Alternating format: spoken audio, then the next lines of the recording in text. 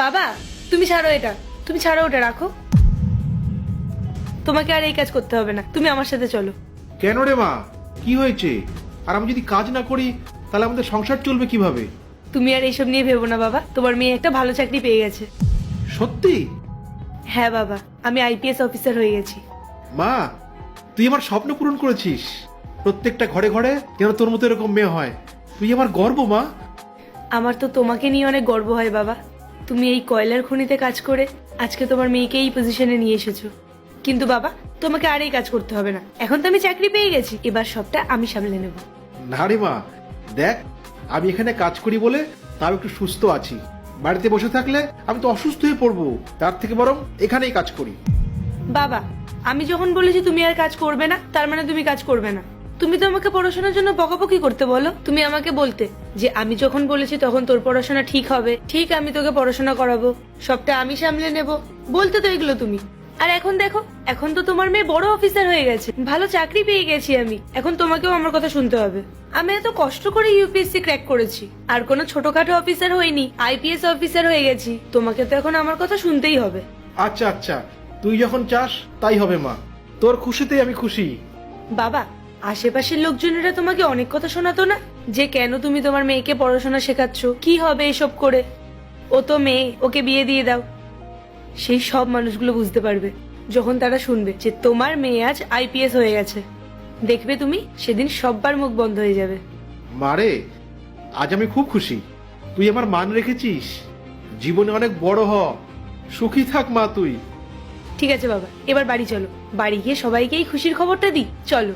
মা, একটু দাঁড়া, মালিককে একটু বলে যাই, নাহলে উনি খারাপ ভাববে। এত বছর ধরে ওনার কাছে কাজ করছি, উনি খুব ভালো মানুষ, কিন্তু সুবিধা অসুবিধায় উনি কিন্তু আমার পাশে দাঁড়িয়েছেন। না না, ওনাকে আমি একবার জানিয়ে দিই, আমি আর কাজ করব না। বাবা, একটু দাঁড়া মা, মালিক এক্ষুনি এসে পড়বে। বাবা, আমার মনে হয় না তোমার মালিকের এতে কোনো সমস্যা হবে বলে। কি ব্যাপার কাকু? আর উনি কে? আসলে মালিক, ও আমার মেয়ে। আচ্ছা, তাহলে কি কথা হচ্ছে বাবা আর মেয়ের মধ্যে?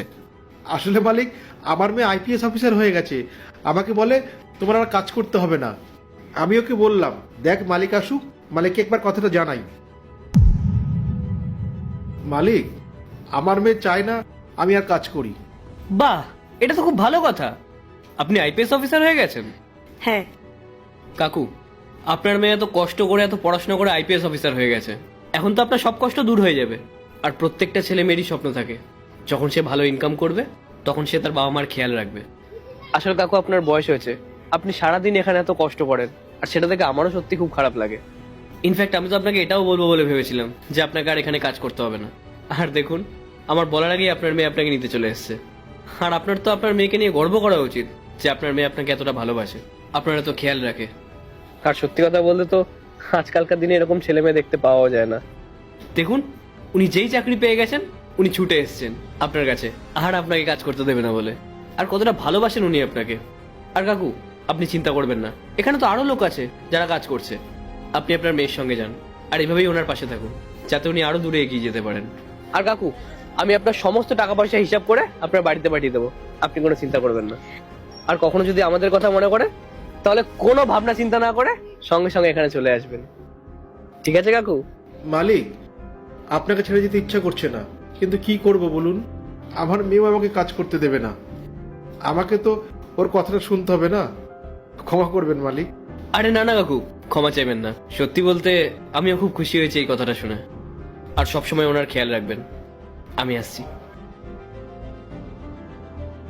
বাবা, তুমি তো ঠিকই বলতে যে তোমার মালিক খুব ভালো মানুষ। আমি তো ভাবতাম সব বড়লোক মানুষেরাই অহংকারী হয়, খারাপ হয়, কিন্তু না, উনি সত্যিই খুব ভালো মানুষ।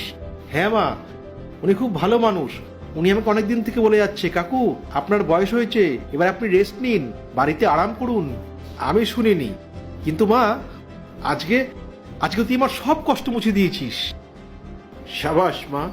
আচ্ছা বাবা, সব আশীর্বাদ কি এখানেই দিয়ে দেবে, নাকি বাড়ির জন্য কিছুটা বাঁচিয়ে রাখবে? হ্যাঁ মা, বাড়ি চল। চলো, আসো।